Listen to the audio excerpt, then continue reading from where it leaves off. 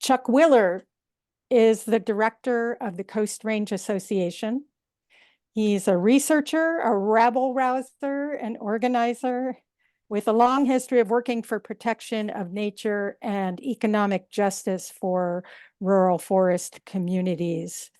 And over the past 3 years, Chuck's work on Wall Street forest ownership has led him to look at deeper forces impacting nature and people. Chuck will be sharing some of his insights today into wealth, power, and false narratives. And I urge you all to visit the Coast Range Association website, which is coastrange.org. There's just a lot of wonderful material on there to explore. And with that, I will let Chuck present. Thank you, Carol. So I'm going to start some slides and we'll take it from there, and we'll hope everything goes right. So I want to, let's see, I first want to share my screen, I believe. Share screen. And we're going to go there, and we're going to go from the beginning. Does that look right? Looks great, Chuck. Okay, so I've been asked to frame up for our second speaker, Dr. Herbert, and my work for the past 10 years or so has focused on industrial forestry and the ownership of industrial lands in the Western Oregon region, Western Oregon area by Wall Street ownership. So perhaps some of you are aware of the work we did mapping Wall Street ownership, doing some analysis, analyzing Wall Street firm ownership. There's a number of documents in that section on our website. I would urge you all to read it. I don't have time to even scratch the surface of what we've learned about financial forest ownership, etc.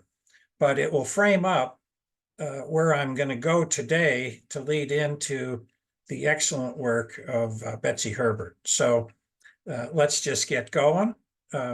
This will be brief and quick. So really what we've got going under Wall Street ownership is financial management. And financial management is endemic to all Wall Street owned firms, but it's also the mode of forest management by private, closely held industrial firms, almost to a T. There are a few companies out there that manage the forest a little different, but you have to understand what financial forest management means, and it means, amongst many things, intensive management. And that is they're racing against the growth of money compared to the growth of a real forest. So I've said so many times in my community talks, Wall Street grows money. They don't grow a forest when they manage. And that leads to all kinds of dimensions to their forest management, short rotations, genetically selected seedlings, etc. But for our purposes today, we ought to become a little bit sensitized to the use of herbicides and their spraying, either aerial spraying or whatever, in watersheds that invariably impacts the water quality, irrespective of what you're told. And the list of characters for herbicides is fairly well known. Two of them, 2,4-D. I remember when I was starting out, an ODF forester said one day, when I smell 2,4-D in the air, I know it's spring. And that was in the Siletz area. It just wafted through the air. Glyphosate, commonly used. And what do we know about glyphosate? every year there's some new horror story coming out about its cancer-causing capabilities, etc. And the understandings of herbicides and pesticides in general and how it evolves over time as it gets shown to be more and more deadly is against a narrative that everything's fine. Everything's blue sky. This has all been tested. We hear those stories over and over again from industry and interests that have a stake in their use. In Oregon, here's herbicide use in forest. This is ODF, is directly supervises forest herbicide use.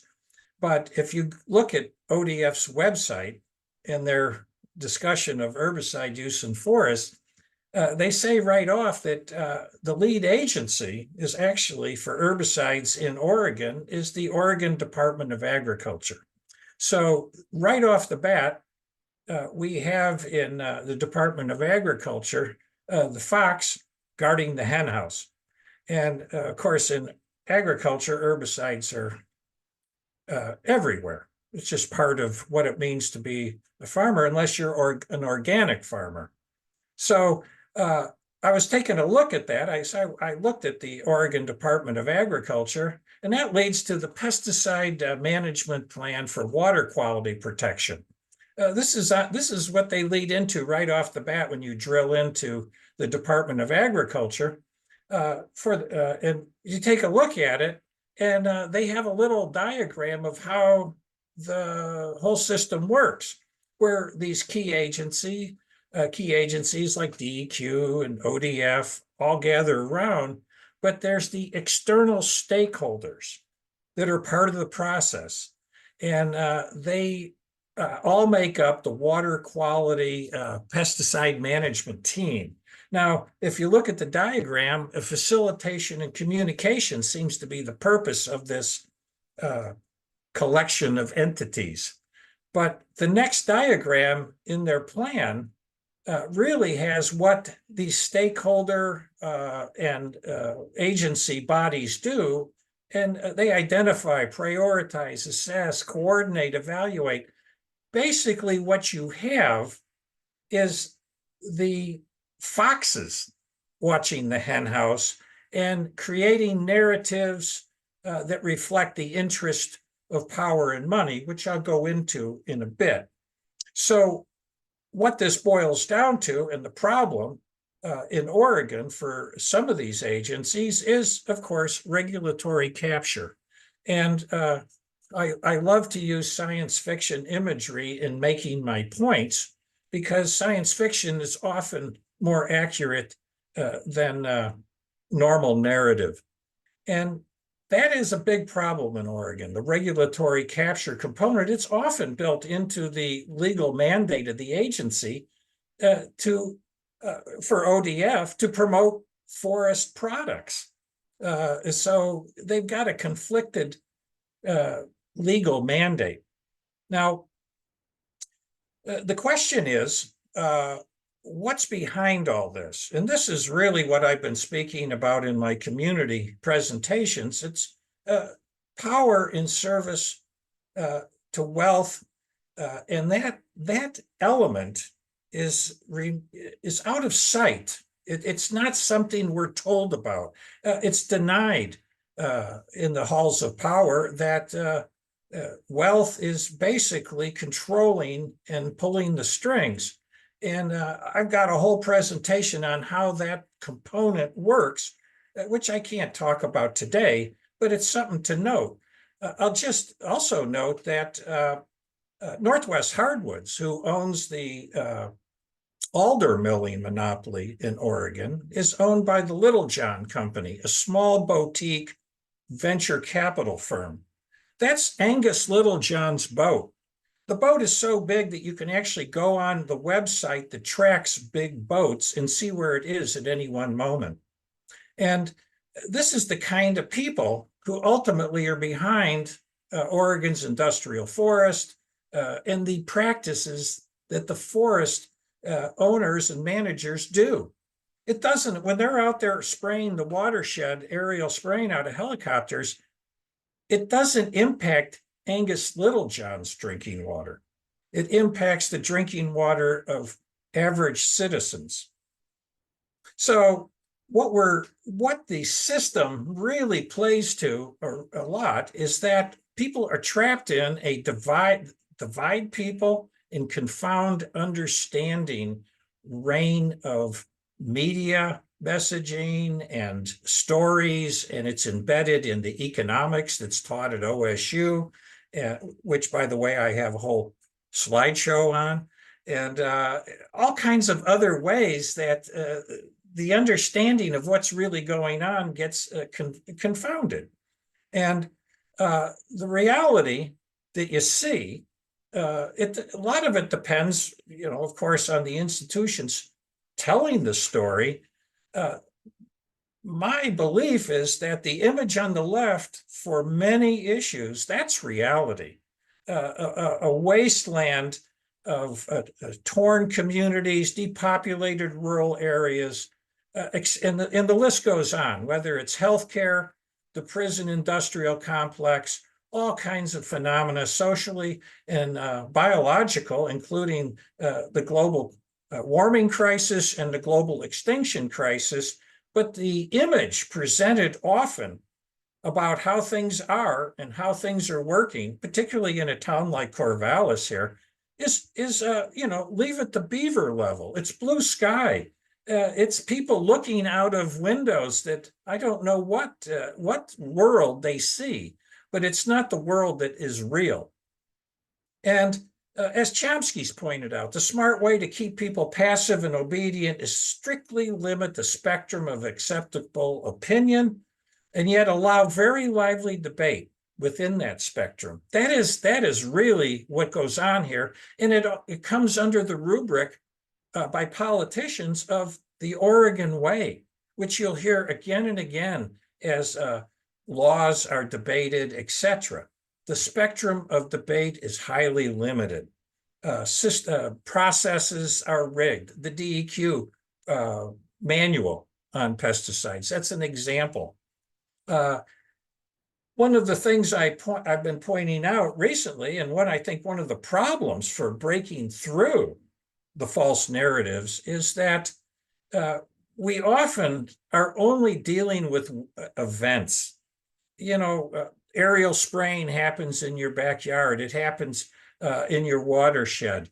Very seldom do we delve below the surface and start talking about patterns. Our mapping of Wall Street ownership, that's showing a pattern. Structures are delving into what TMOs and REITs, the Wall Street forest owners actually do, how they're organized. That's getting a little below the surface, but the systems that stand behind all structures and patterns and events is almost never discussed in the conservation community and many other communities that are reform oriented. So my latest presentation really is about the systems and the system we're working under, which is an overarching dominant system that rains down with its wealth and power.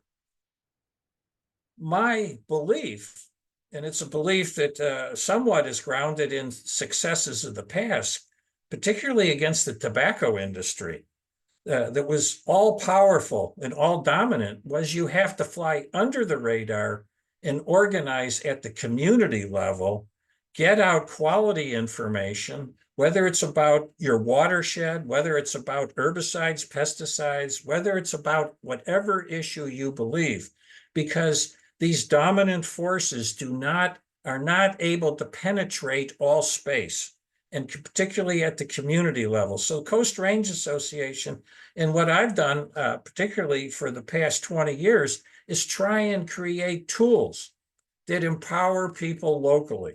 And if you go to our website, you'll see some of those tools, particularly in our current agenda on the Northwest Forest Plan revision. All of that leads to what?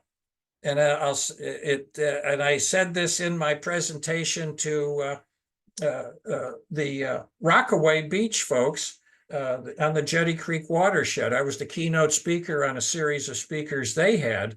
And what I believe and what I'm speaking about to anybody who will listen is that we do need these. We have to empower grassroots activists to fight and win at the community level. And Betsy's group, Friends of Corvallis Watershed, have been hitting a few home runs lately. And I look forward to hearing what she has to say, because I really think that's where the action's at, whether it's a Sierra Club chapter, a local conservation group, grassroots activists. Be loud and be proud and give them all you got. And with that, thank you.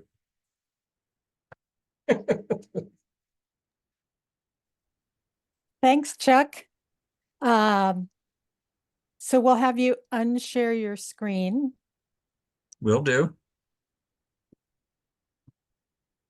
We'll go. And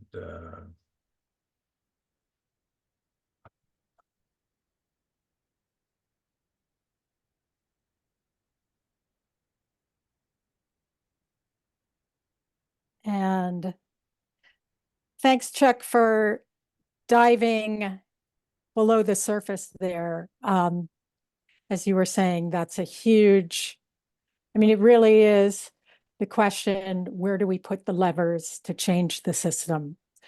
And we have been trying to do the inside game, so to speak, for a long time, and things keep getting worse. So I appreciate even that question being raised about the system.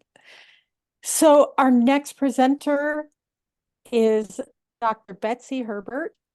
Betsy Herbert, PhD, is an expert in forest management for drinking water protection. And she works with the Oregon chapter's forest team. We're so lucky to have her working with us.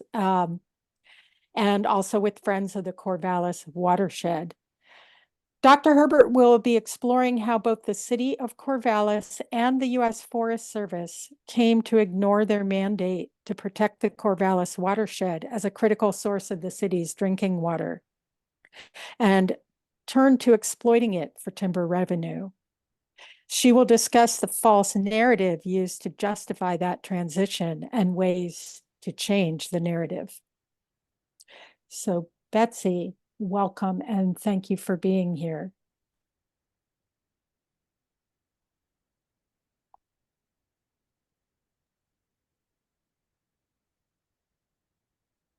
And Betsy will be sharing her screen with us in just a moment. Good afternoon, everyone. Yeah, I'm going to be sharing my screen now.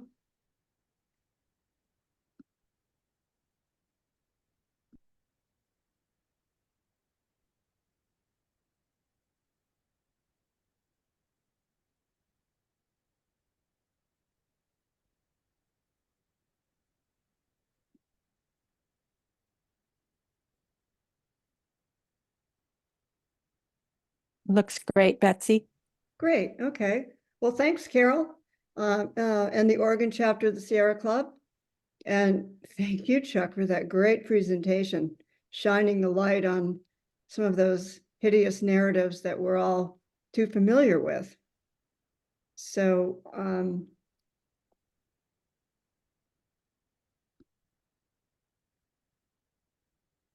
okay. So these are the things I'll be touching on today.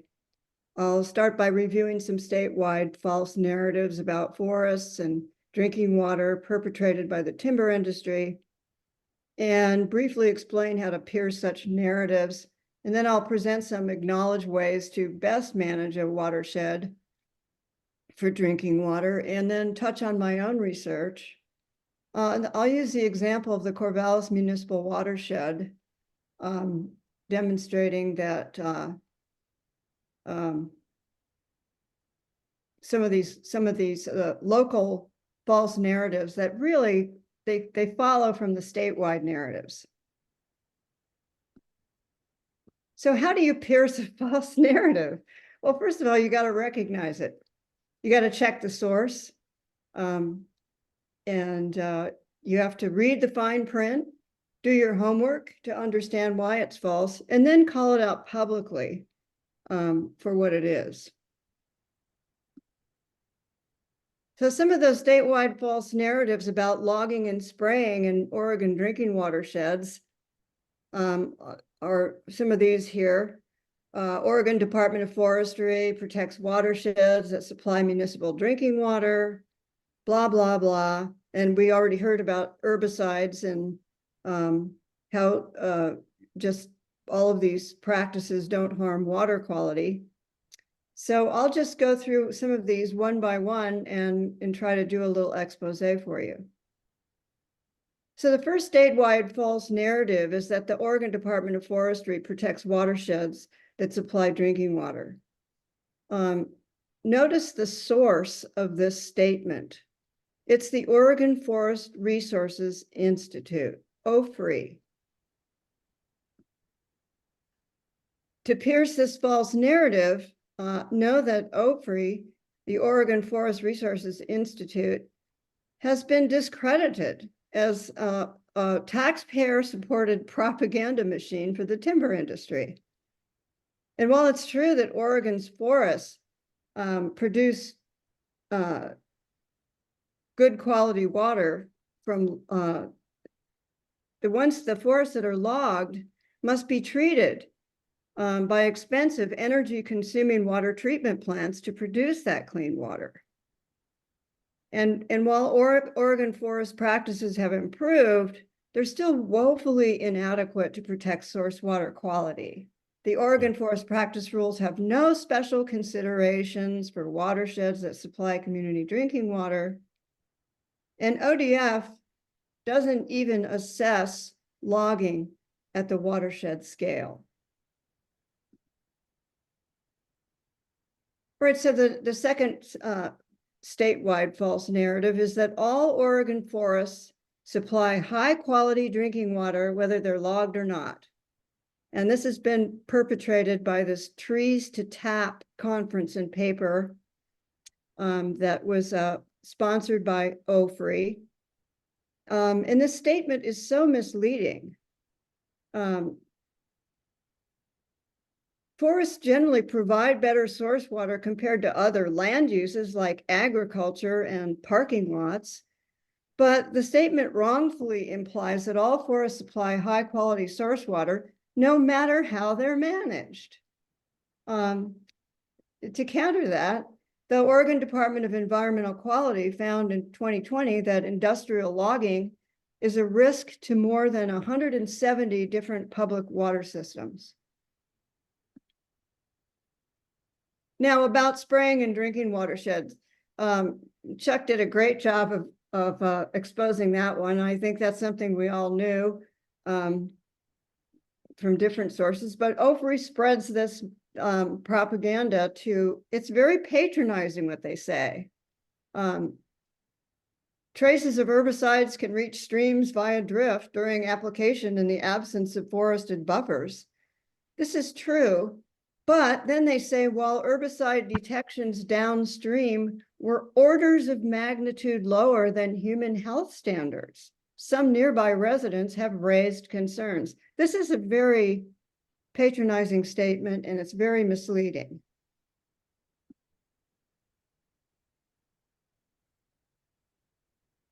So OFRI is discredited again for saying this. Oregon State University studied over these streams over 60 years and found that herbicides pollute drinking water. But, you know, OFRI acknowledges that herbicides can get into the water supply. It's just that they're so small, they don't pose a risk to humans who are drinking the water, breathing the air, and that's untrue. And it's also implies that people who express concerns about these health impacts are just overreacting. So how is a municipal watershed best managed to protect drinking water? I'll describe how forested municipal watersheds are best managed In a nutshell, it's the Federal Safe Drinking Water Act, makes it fairly clear. They're advocating for source water protection because pollution prevention is much more cost effective than expensive water treatment solutions. Well, it's commonly acknowledged that undisturbed forests serve as natural water storage and filtration systems. Basically, they are worth more standing than they are cut down as timber. Managed or logged forests are considered by DEQ as a high potential contaminating risk to drinking water. And, you know, DEQ comes out with these great statements, but they have no power to enforce them. That's the rub. And finally, DEQ advises keeping road density to less than 2 miles per square mile of watershed to avoid contaminating the water source. But once again, they don't enforce that. They have no power to enforce. Okay, so now I'll make a few points from my PhD dissertation and peer-reviewed research. My research question asks, when public water utilities own their own forested watersheds, how do they manage them? We might expect that they would be managed more protectively, but my research showed that in many cases, logging for timber revenue overshadows drinking water protection.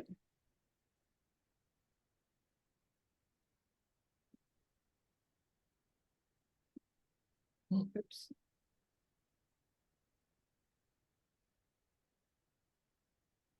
Okay, now we'll switch gears and I'll give you a local example of false narratives about forests and drinking water. The Corvallis Municipal Watershed, which is shown in this map, you can see Corvallis over on the right. And then the 10,000 acre Rock Creek Watershed. The orange portion here, which is about 2,300 acres, is owned by the city of Corvallis. It's known as the Corvallis Forest. And this green area here, just east of Mary's Peak here, it's all owned by the Sayusla National Forest.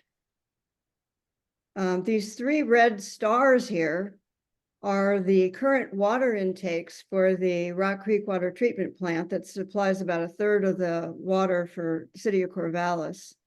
And these turquoise lines here, they show the actual catchment area for the water that supplies the intakes. And this blue star, that's where the water intakes are going to be moved sometime in the next 20 years because they need more water and they can get more water. They say it's because they need more water. So they're going to be moving it there to just downstream of the Corvallis watershed. And that's going to have a lot of implications for how that watershed is managed. So both the city of Corvallis and the Sayusla National Forest have a long history of logging the municipal watershed. And I've documented this in Corvallis Forest Timeline, which is on the Friends of the Watershed website. Logging roads throughout the watershed are shared by the city and the Forest Service.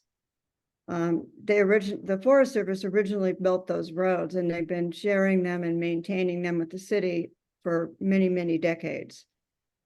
By 1987, half the old growth in this forest had been cut for the revenue-driven forestry. There's still significant stands left, maybe somewhere between 600 and 1,000 acres, depending on how you define old growth.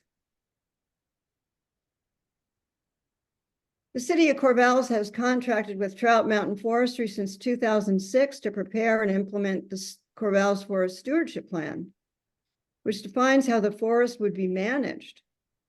A task force recently appointed by the city is currently working on revising the 2013 plan. So now we'll briefly explore 3 of the false narratives about the city-owned Corvallis watershed forest. The first is that the Corvallis Forest Stewardship Plan is designed to protect water quality. The second is the city of Corvallis seeks to actively engage the public in management decisions for the Corvallis watershed forest. And the third is the stewardship plan protects old growth trees and water catchment areas by designating reserves. So let's take a look at the first one here. The Corvallis Forest Stewardship Plan protects water quality. Well, it states, the plan says, the primary purpose for city ownership of this land is to supply drinking water to the community. And it says, protecting water quality for domestic use remains the first priority for all management practices. And that's about the last thing you'll ever hear about protecting water quality.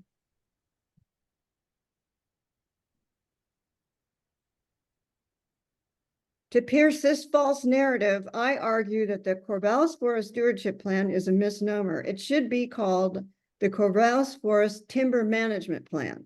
Look at this map. It just lays out, this is from the plan. It's a 15-year management framework for the Corvallis Forest. And this is all about how much they're going to log and where they're going to log and when they're going to log it. From 2013 to 2023, the city logged almost 5 million board feet of timber from the Corvallis Forest for about $6 million in revenue. And most of this revenue, though, it went to paying timber contractors and logging companies. So the city didn't really even make that much money from doing this. So it's very perplexing. And while the city was logging its land in the drinking water catchment area, the Sayusa National Forest was busy logging about 1,400 acres there in a series of operations they describe as commercial thinning.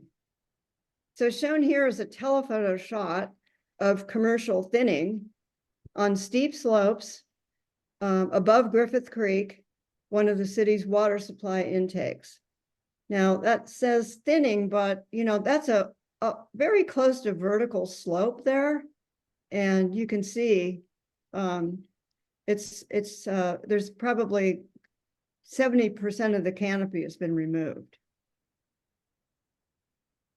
And this photo here, this is a shot taken at the top of the ridge. This was just taken last April.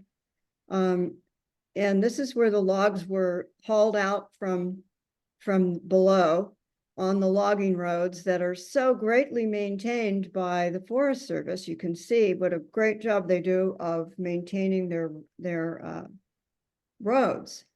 And so does this look like water quality is being protected? It certainly doesn't look like it to me. So meanwhile, as all of this logging was going on in the city's water catchment area, Friends of the Corvallis Watershed requested water turbidity data from the city's water treatment plant.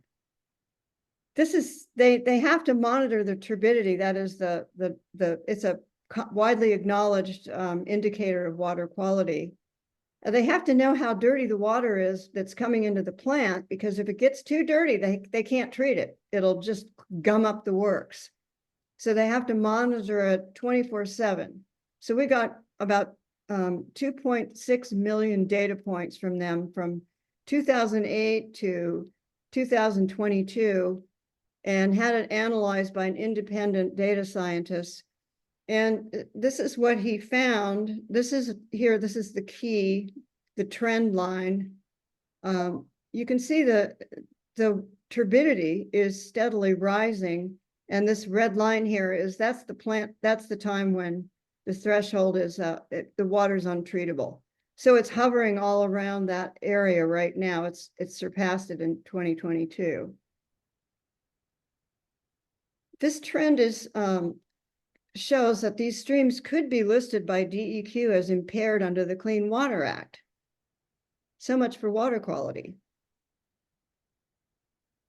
So the second false narrative, the city of Corvallis seeks to actively engage the public in managing the Corvallis watershed forest. This is from the city council website. They have all these glowing words about how they seek to engage the public because they need to, they're so interested in what people think and how they want decisions to be made.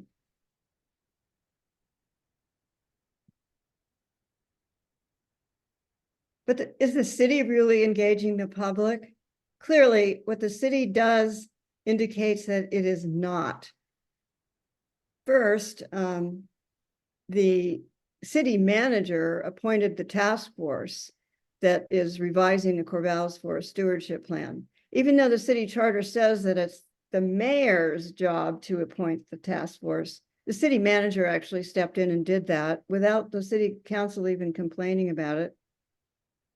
And then 6 different environmental groups wrote letters of protest, and the mayor of the city council never even responded to any of those letters.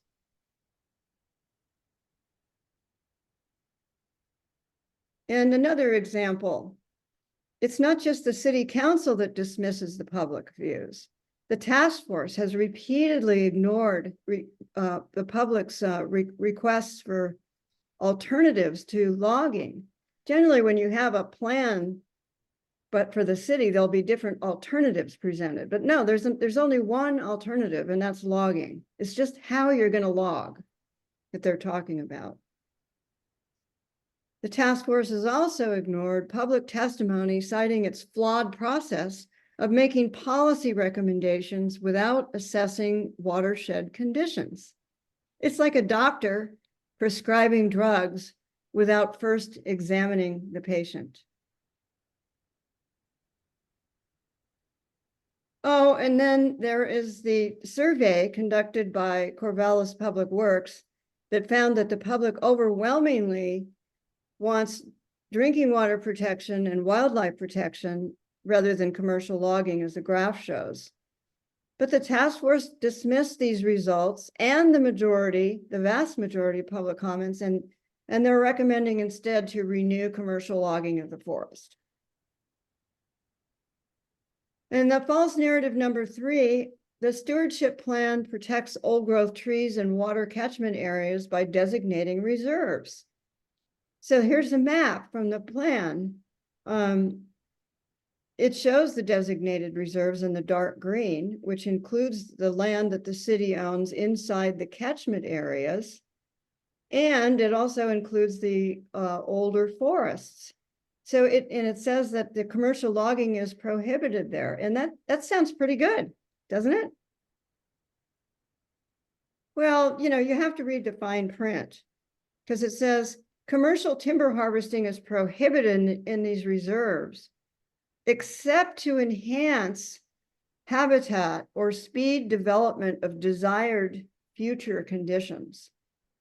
And this basically leaves the door wide open for intensive logging inside the reserves. In fact, in 2019, the city logged more than 700,000 board feet of timber from its water catchment reserve. This area is in the headwaters of Griffith Creek, a drinking water supply stream. And finally, piercing false narrative number 3, outside the reserves, no tree is protected, not even the old ones.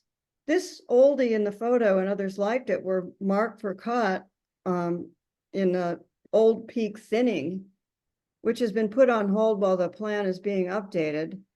But according to the timber consultant, this 4.5-foot tree, which is around 100 years old, it doesn't qualify as old growth because it doesn't have old growth characteristics. So that's kind of just touches on the false narratives being perpetrated at the local level. And I hope it's helped you to recognize and debunk some of the false narratives. And the next step is to challenge them publicly, because these narratives are believed by so many people, both inside and outside the timber industry. So what can we do to protect the Corvallis forests? Well, in today's paper, we had a front page spread that talked about a lot of these things. Of course, it was more balanced. It had both sides of the story. It had the false narratives and, then our narratives, which we've presented here. But, that's the thing. You need to get people to notice what's going on. Do this by telling a friend about the false narratives you found, by meeting with your city council member, writing or emailing them. And so that's pretty much all I've got to say for this, and look forward to having questions. Thank you.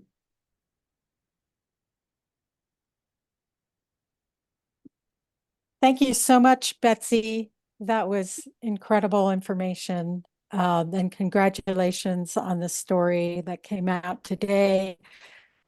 Your campaign is really rolling. And I don't see any questions in the Q&A at the moment. So if folks have questions, please go ahead and type them in the Q&A. I have some questions to get us rolling. I am wondering which one first. I have so many. Are either of you seeing wildfire safety or the threat of wildfire to the drinking water itself as one of the narratives that's coming up for you?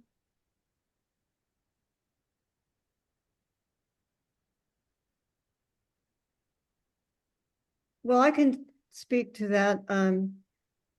Yeah, some of the arguments that have been used in the past to justify logging in the Corvallis watershed were that you needed to log to reduce the fuel hazard in the forest, and that was to protect water quality, because of fire, and a fire would definitely harm or threaten the water quality. But logging in the watershed doesn't reduce the fire hazard. It dries out the forest and creates all kinds of other problems other than that. So it is one of the issues that has come up, and it needs to be debunked as well. Thanks. We do have a question from Kate, wondering, can you give us some sources for scientific articles about how logging in watersheds damages water quality? Yeah, there's a whole list of publications that we have on the Friends of the Watershed website. It was compiled 3 or 4 months ago.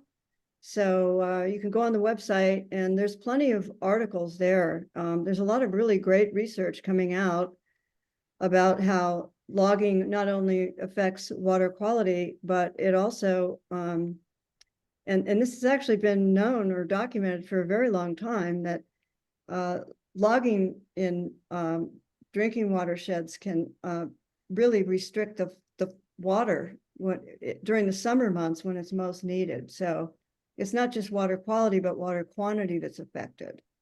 So I do urge you to go to the Friends of the Corvallis Watershed website and check out those references. And that website is friendsofthewatershed.org, I believe. Yes. And I want to just let folks know, we did have a webinar in 2023. We hosted Lisa from Beyond Toxics, talking about aerial spraying, the backstory, and a more hopeful future, and share the link to that recording. Lisa gave a lot of background information and specifics about the herbicides themselves and the harms from herbicide spraying. So I will share that link in the chat with you all. Yeah, we have another question here from Michael. How often does the Corvallis group meet, and how easy is it for casual folks to get involved? Oh, great question. The task force has been meeting on a monthly basis. And it's usually I think it's the fourth Wednesday of the month. We try to keep that on our website. We try to keep people posted about when the next meeting is, but the next meeting will be June, sometime in late June. And they have a very restricted public comment period where you just have to show up and sign up to speak, and they will give you 3 minutes. They probably won't listen to anything you say, but they'll let you speak for 3 minutes. And when you get close, they'll wave a flag in your face and tell you that your time's almost up. So don't expect to get any great feedback, but gosh, keep those comments coming in too. And you can also put in written comments, and that way they get read by the city council.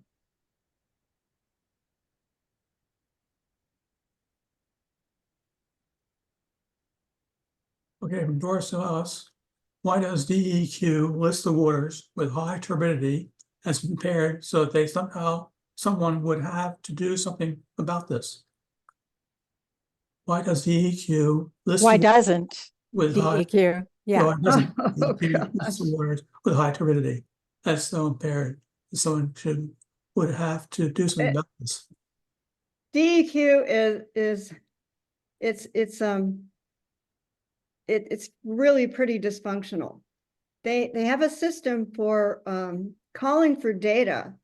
It happens once every other year. There's a window. I think it's in February. The next window of submitting data is February 25. And during that period, the public is allowed to submit data that might to support, if they're interested in having streams analyzed. You can submit data, and then DEQ has a lab, and they'll analyze the data, and then they'll determine whether it's qualified as impaired or not. And I've sent all of our data to DEQ, and I said, can you analyze this? And first of all, they said, well, no, because you're not within the window. You'll have to wait until February of 25 before you can submit it. And I said, but this is the city's drinking water. It's kind of urgent. And I said, well, no, that's just the way the rules are, and we have to go by those rules. And the other thing they said was the data, the turbidity data, would have to be submitted by the city. Even though we have the file that the city gave us through a Public Records Act request, but they won't accept it. It has to come voluntarily from the city. Now, I doubt whether the city is going to voluntarily give them that data, because they know that it's going to be a problem. So I think we just need to keep pressing them to do so. I want to jump in for a second and just talk about DEQ, who are very underfunded, and they are hamstrung by rulemaking and ordinances. Mm-hmm. So one of the arenas that the Sierra Club has been working in is agency rulemaking, as well as the legislature. And, there is industry capture to some extent, but I've also talked with some folks at DEQ who really, really wish they could do more, and they're there for the right reasons. So, we need to work in so many arenas. The grassroots is crucial because it gives the folks who are doing the rulemaking and trying to make the laws better the cover to do so. So I just wanted to throw that out there. We do have Another question, is there research about forestry spray residue in the Corvallis water supply? I don't know of any research, but there, we did have a notification that the city is planning to spray glyphosate in the city's drinking water area. And that's raised some concerns. Glyphosate, the more you read about it, the scarier it is. And there's no reason that they have to be spraying it around the city's watershed. There's other ways to deal with invasive species other than, I mean, they're not going to do helicopter spraying, aerial spraying. They're going to do backpack spraying, but there's concerns about that too, because those people that are exposed, people that are spraying are exposed to it. And then there's, of course, there's still the issue that the glyphosate could go into the water system. Down here, there is an organization that is planning to do some independent testing, but it's not cheap. So if there were a benefactor, then there could be some citizen science going on, and that could be presented to probably the media for the best results. But, that's a question that I was going to pose to both of you, which is about tactics. First, Chuck, you mentioned that there was success in stopping a spray. Was it the Beaver Creek watershed? Yes, this past few months. And what would you say were the most effective tactics in having that success? Well, one successful tactic is to have a couple hundred people out on Highway 101 every Saturday yelling about what's going on. They mobilize quite a few people up the Beaver Creek and around Walport and Seal Rock who were fairly outraged that there was going to be a aerial helicopter application of herbicides on 1,000 acres that had recently been clear cut. When the manager or the managing firm for the person in Europe who lives in a castle that owned 1,000 acres, experienced the community outraged and communicated it back to the owner, they ceased the idea of aerial spraying.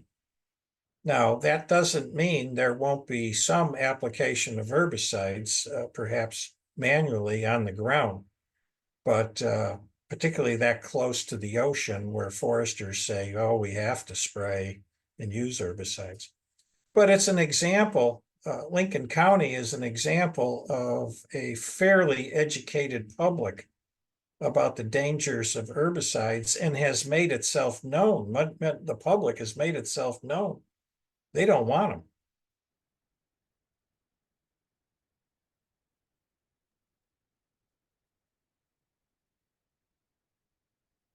So, Here, yeah, go ahead, John. you mentioned that most of the revenue from logging goes to logging companies. Is there any other revenue getting back to the task force or city manager as well?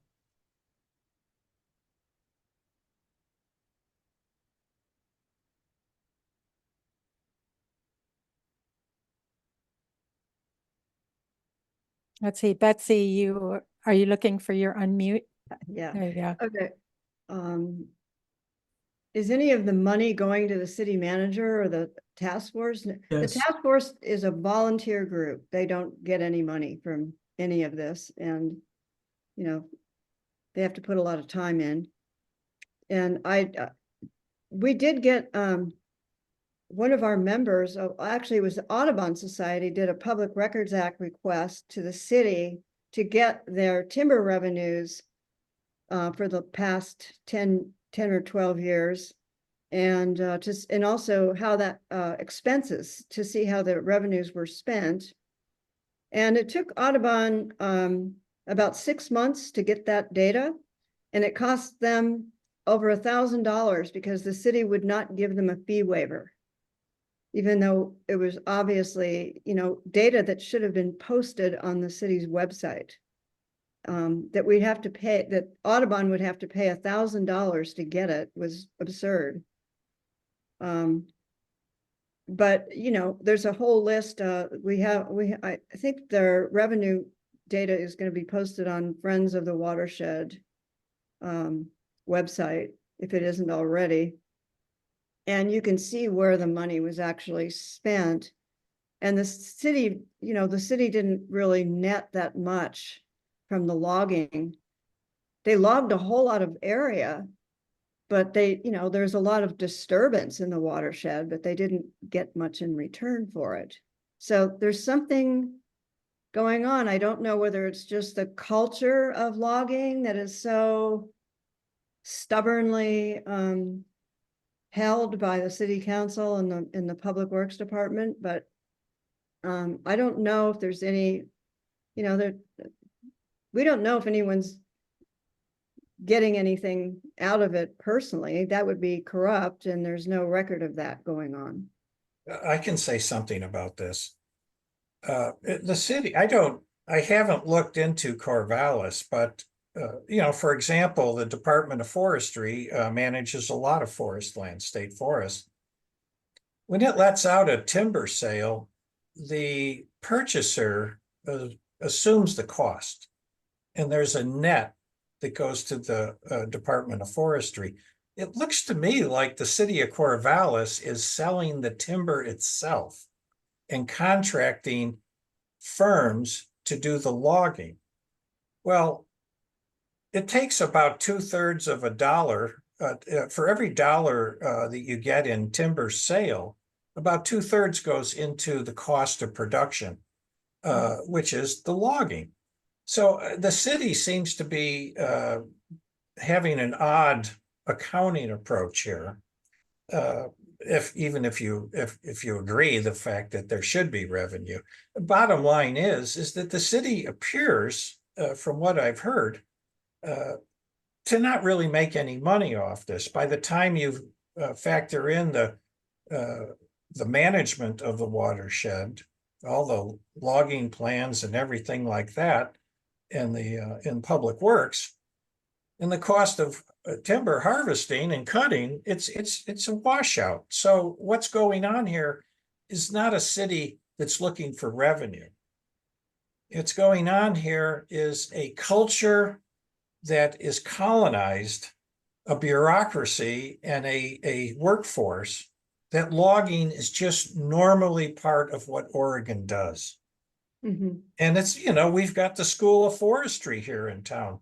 There's hundreds of staff and professors, many of which live in town. There's powerful companies that are legacies of the timber industry, but are now doing other things, but they're in town here. And those people out at the country club have a lot of say here in town, even though they're not part of the 2/3 or more people in town here that don't want logging. Mm-hmm. So it's an Oregon problem. And I think that the city council is starting to realize that the city government is a little out of step with the wishes of the people. And Betsy's group and other conservation groups just need to align the city council more in tune with what the people want. So Rob, that's another tactic, run for city council or county commissioner. Next question here is from Chuck. How frequently do you see Wall Street ownership of private forests? How frequently? What? How frequently do you see Wall Street ownership of private forests?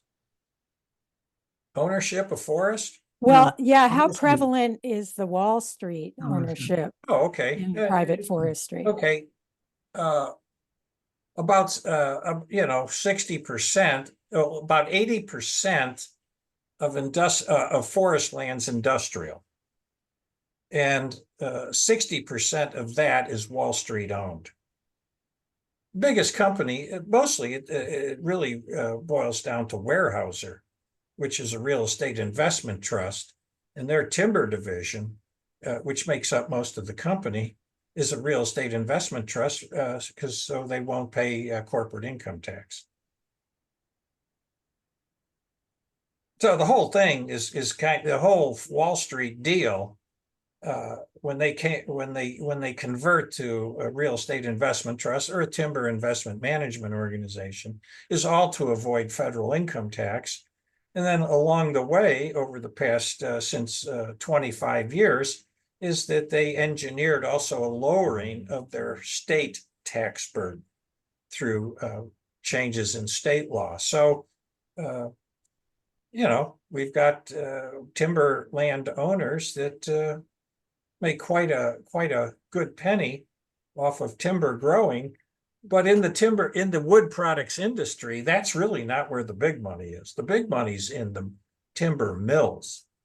So your big super mills that are sprinkled around the state pull a lot of strings, and I would assume those mills are influencing the culture here in Corvallis, other municipalities that harvest timber from their watershed irrationally. Mhm. So on the last slide about what to do about all this, if elected officials ignore this viewpoint, what about the idea of making short videos to get more people informed and caring? Make piercing the narrative viral by leveraging media. So that gets back to our tactics. Any thoughts on that? I'm all for it. Oh, it sounds great. Yep. And if anybody on this call has experience with that and would like to put some energy into it, please let us know in the chat. Be great to have you on board for that. Yeah, I wanted to chime in there just for a second, and that is that we have a relatively small group of people doing a lot of work, and we're all volunteers, and we're spread very thin, and we have a good variety of skills, but we really need help doing things that there's gaps in our skill sets, and one of those is social media. So we need help with that, and I think videos would be great, and it would connect us to more people. So we're very interested in having people help us out there.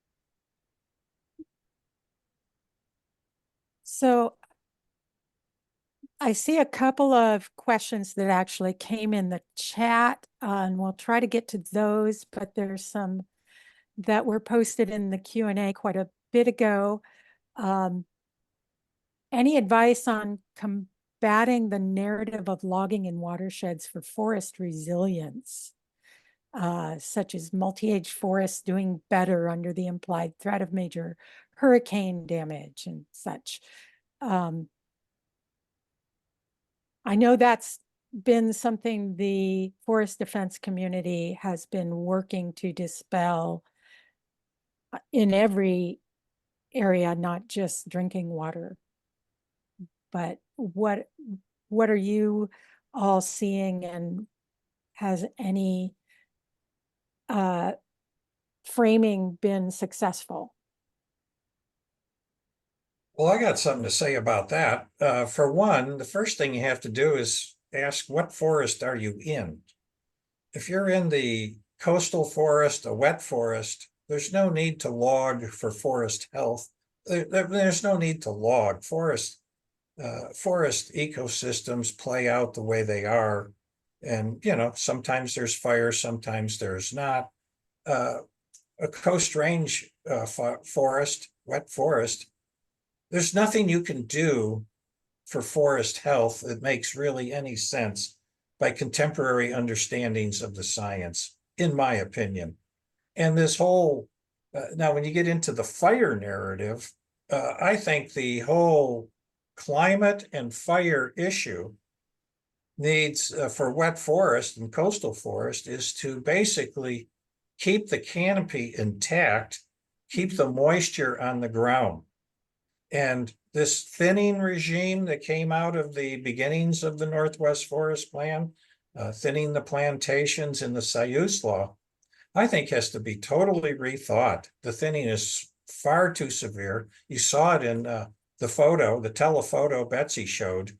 It's there was a fire over in by Herman Peak near Hesita Lighthouse, inland from it last summer, 160 acres of forest. None of the trees were on fire. This is a coastal fire that moves along the ground. Mhm. When they brought in the crews to assess the fire, the crews reported back. Now, these were crews that came out of the interior, high desert area. They said it's 5 feet from the duff down to soil.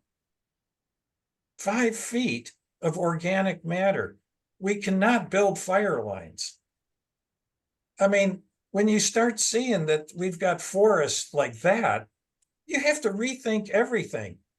The biggest threat to the forest is not climate, fire, disease. The biggest threat to the forest, as it's been for 100 years, is the agency owning the forest.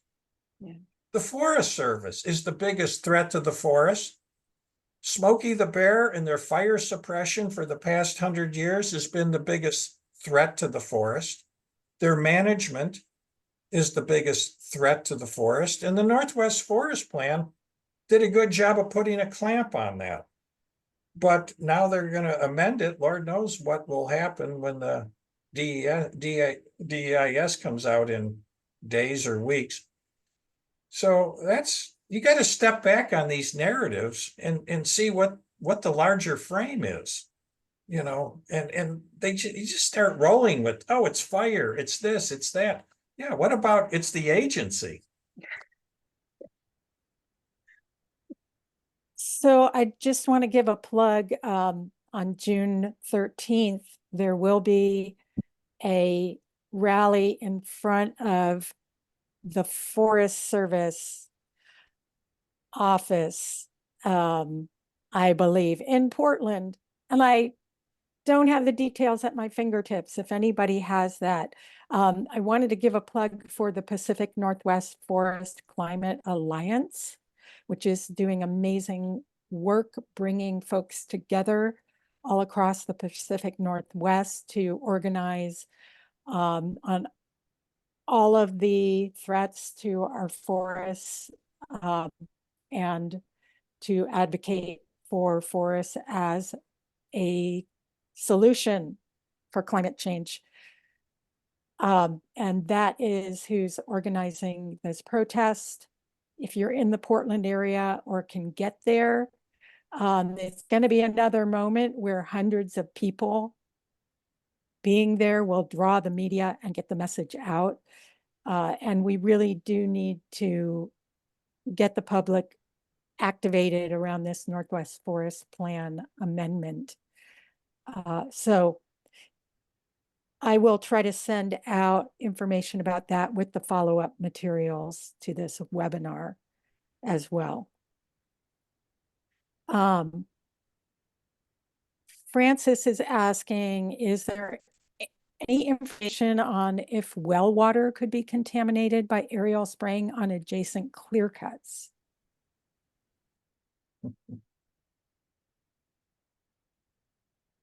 The Jetty Creek watershed and down watershed area, the city has draws from Jetty Creek, which has been totally blowtorched by logging. And but it has a number of wells, and the wells are having problems. Whether the problems are coming from urban, development, watershed dynamics and changes because it's been deforested, I don't know. But groundwater certainly can be impacted by surface flow and watershed dynamics. Mhm. And I will also try to share some articles and studies that I have on hand about the impacts of logging in the state. Go ahead, John. Carolyn writes, does the forest manager post timber sale advertising? Does the forest manager post timber sale advertising? Oh, do they post to the public Yes. when they're going to be auctioning timber sales? think it's I assume they're auctioned. I know that the Corvallis forest managers, they advertise in the local paper whenever they're doing a timber sale. They haven't done a timber sale for a while because it's been put on hold while they're updating the management plan.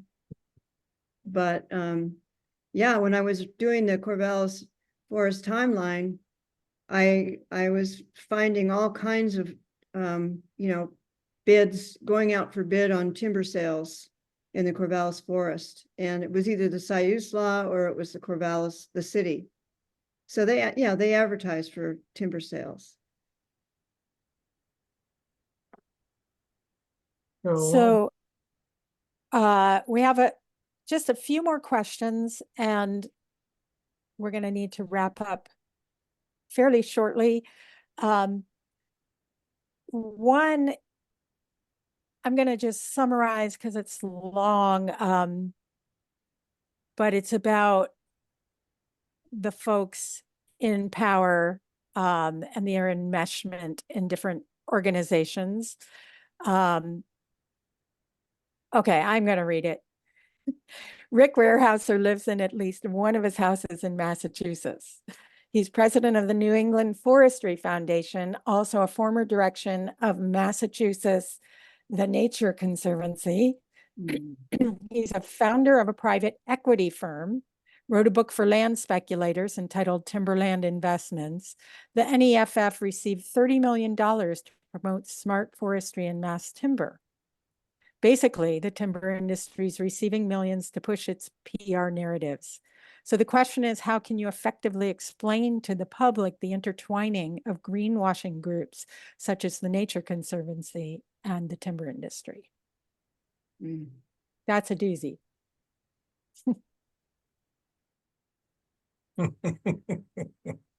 Well, I work with some Nature Conservancy staff on some coalitions. The organization at the national level, is a extension of the ruling elite and the wealthy and powerful, and their desire to make things better in nature through money and markets, which is the modus operandi of wealth and power. They do some good things. It's kind of a division in the ruling elite. A lot of the ruling elite wants to save nature. A lot of the ruling elite runs oil companies and is pretty much out to lunch. So when you've got power and wealth divided like that, there is opportunities to make progress, but I think the progress has to be based on a real assessment of the system you're confronting. And like I say, I'm a firm believer, you just have to build a strong, well-informed grassroots movement with a bite. And that is that last point. You've got to be able to bite power and wealth's ass, to put it crudely, and not let go. And they'll make concessions, substantial concessions. But if you're just wanting to go along to get along and not don't have a bite or a punch, I don't think you're going to make much progress. And I want to just also say that, as Betsy said, a handful of volunteers are trying to organize an awful lot of the work. And we have to have big, loud numbers in addition to the core group of organizers. And we need more in the core group of organizers. And I think that's true in every nonprofit, especially those that are all volunteer. So, you know, if you've, and that's just encouragement again to get involved any way you can. And talk to people, have conversations. You know, one of my local Sierra Club friends says she talks about the thinning and how it's drying out our water sources in the Illinois Valley to everyone, to her dentist, to people in line at the market. To, you know, she just has the conversation everywhere she goes. And that can be a strong force for change. So a couple more questions and then we'll wrap up. What percentage of logs go to pellet processing, if any? Do we know? I don't know. About 25% of Weyerhaeuser's production is exported, mostly to Japan. But pellet production, I don't know. I think, yeah, that's an evolving industry with the use of there's a project that might go in Longview of one of these pellet energy outfits. You know, collect forest biomass and send it to electric companies for burning in their boilers. A lot of that industry is in the eastern forests, and they ship out to England, where electric powers, steam generating powers off of eastern US biomass. It's ridiculous. And there is an effort to ramp that up on the West Coast for shipping pellets to Asia. And there's a medium-sized pellet plant that I think it's Swanson Group is trying to get permits for right now in Oakland, in Douglas County. Yeah. Our forest team is going to be involved in trying to prevent that air quality permit from getting issued. So if folks have a particular interest in the biomass issue, we do have a sub-team that's working on that, and we're working with some folks at National Sierra Club. So let us know if you want to jump in on that. The question here, Go ahead, John. given the non-point source pollution issues created by not logging, how can DEQ and or CEQ be encouraged to take appropriate action to protect water quality? Well, non-point source pollution is off the table in the Clean Water Act. Point source is what the act focuses on.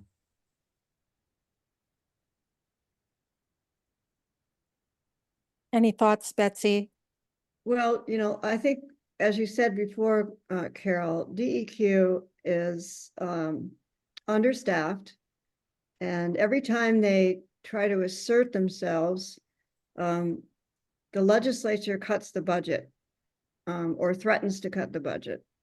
And, you know, that's because of the timber lobby.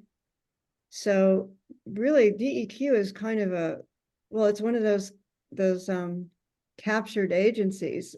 But as you rightly pointed out, there's a lot of people that work there that aren't happy with that situation, and they would really like to have some power, because they would, if they had it, they would use it, but they don't have it. And to get it, they're going to need to have state legislature take, fund them, give them the staff they need, and give them the power they need, and give them some regulatory power. Right now, they have an MOU with ODF, and ODF just calls the shots, as far as I can tell. So there's really no control of non-point source pollution when it comes to forestry. You know, I'll point out that there's at least two, you can divide agencies into two groups. There's protective agencies like EPA, National Marine Fisheries Service, Fish and Wildlife Service. There's enabling agencies like the Department of Agriculture and the Oregon Department of Forestry. As I mentioned, there's built into their charters are to promote and enable the industries that they're involved with. The strategy by the powerful is to enable the enabling agencies and support them with money to promote timber, to promote whatever, to promote growing crops with Monsanto and whatever, and hollow out the protective agencies. In Fish and Wildlife Service, National Marine Fisheries Service, the protective divisions behind the ESA, there's no one home. You knock on the door, they're not answering. DEQ, they've been hollowed out, defunded, badgered by political power from the legislature, threatened. And, you go in there, there's just no one home able to do anything. So even if you fund them, the staff's not there to spend the money anymore. The best and the brightest have all retired.